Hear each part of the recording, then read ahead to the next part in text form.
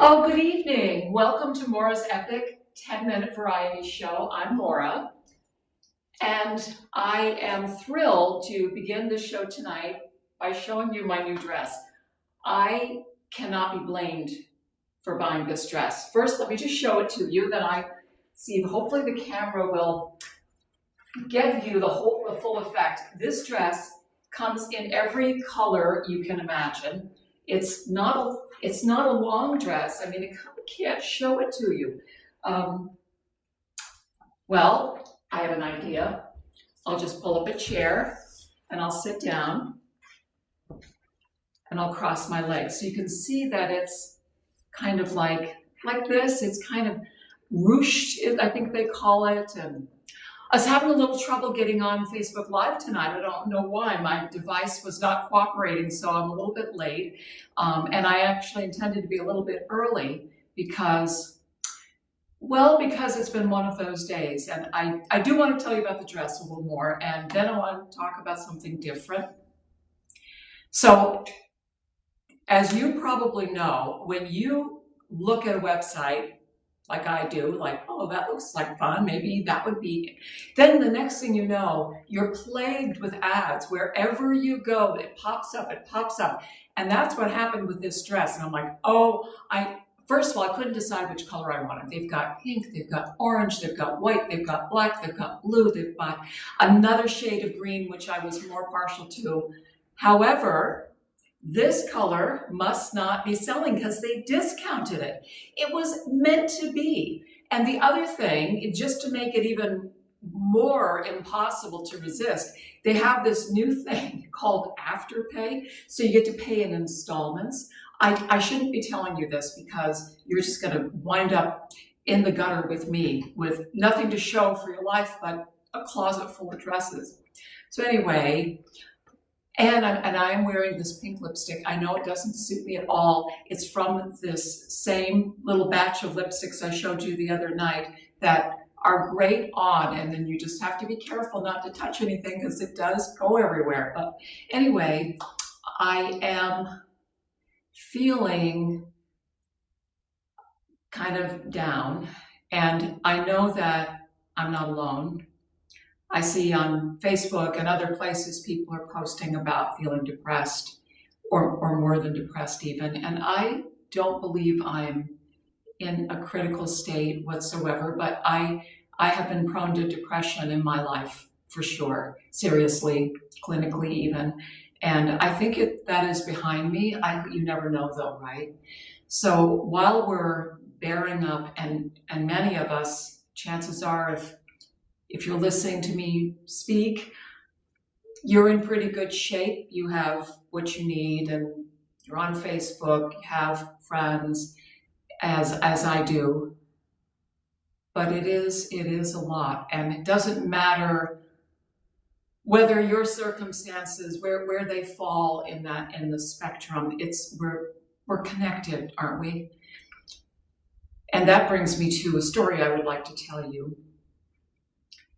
And the reason I want to tell you this story is because earlier today, this morning, I saw in the news, and I suspect you probably did too, that video footage of a Black man being killed on February 23rd, 2020 surfaced. So that story came back today in a profound way. And this debate, if it is a debate over whether or not it was justified. First of all, it's all just, and I won't say the word I want to say, but because it is not justified. I don't care. It's not justified. No way in the world was that act justified. I grew up in Vermont, and I don't know if it was in the 60s and 70s when I was a young person in Vermont. I don't know if it was the whitest state in the country. It was definitely one of them. We were excited if someone from New Hampshire showed up. We were so insular. And really, in that way, using the word provincial, small towns, and of course different times, so we weren't privy to much of the world except what we learned from Walter Cronkite. When I was 17, I went to Australia for a year. I was an exchange student.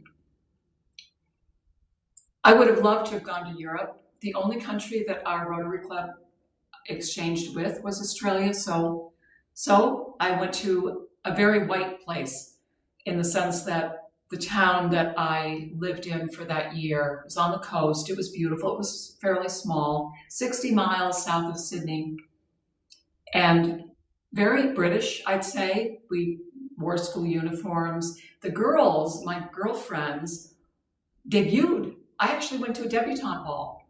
I didn't come out, but they did. And I remember one day saying, you know, drinking in where I was finally, there were no Aborigines that lived in town. And I asked about that, and not only did they not live there, no one that I knew my age had ever encountered a person who was Aboriginal in Australia. And I remember finding that very, very odd. And in their school system, they take art and music in a very serious way. And when I took art in high school, it was because I had a huge crush on the art teacher who was a senior in high school and I was a sophomore or something. We didn't really have an art teacher or art program whatsoever. I didn't learn anything about art, a lot about flirting. And because their school curriculum is set up in the way that courses are 2-year, so I was not going to enter. I didn't take art, let me just say that. So I had no reason to go into the art room until one day I went into the art room. I don't know what I was expecting. I had some friends in Vermont that were good at drawing, and I don't know that anybody painted, but could draw. So I walk in, and first of all, it was a huge room, lots of wall space for all these paintings. And they were almost all of Aboriginal scenes. Gorgeous, absolutely luminescent, transcendental, transporting, beautiful, beautiful art of Aboriginal scenes from kids who had never seen in person an Aboriginal. There was no discussion about their culture, at least that I heard, ever. Adults, kids, it didn't matter. Very insular, and yet there it was. Not unconsciously, and I don't think even subconsciously.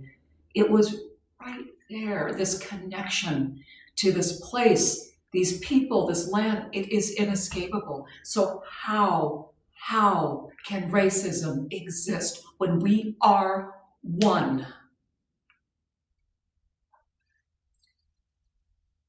The gentleman who was killed in February, tomorrow is his birthday. And I read online that folks are going to run 2.23 miles. He died on February 23rd, hence 2.23. In his honor, he was jogging when he was murdered. I don't know what I can do to combat this pandemic. I don't know. I am willing to be told.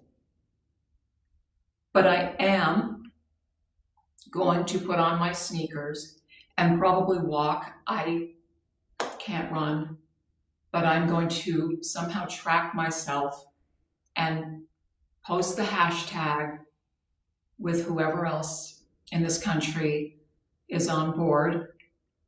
If you want to do that, you can, certainly. It's easy to find. You only have to write the word run or jog, and the whole story emerges in Google. I haven't mentioned his name for a reason, because before I came on tonight to talk to you, I wasn't sure how to pronounce it. and I wondered if I could find it out online. And sure enough, because he has this beautiful name that I had not heard before, sure enough, someone has created a little site on YouTube so that we can properly say his name. I'm going to play it for you. I'm going to walk over here, take my chair. Oh, one more little glimpse of the dress. We have to be happy too. Can you see me?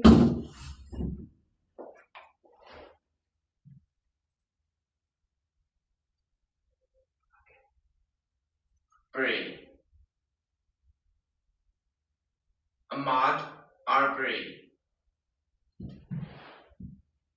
Ahmad Arbery. Ahmad Arbery.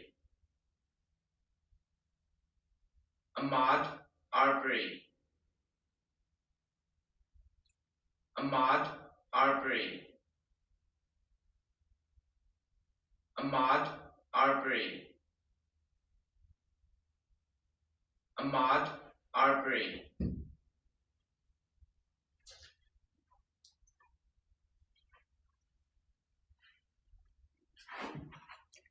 And I will see you soon. I'm planning to see you on Saturday, If you're still probably trying not to figure out how to start an tomorrow. online business or how to get people to actually buy from you over the internet, I have some really good news for you that I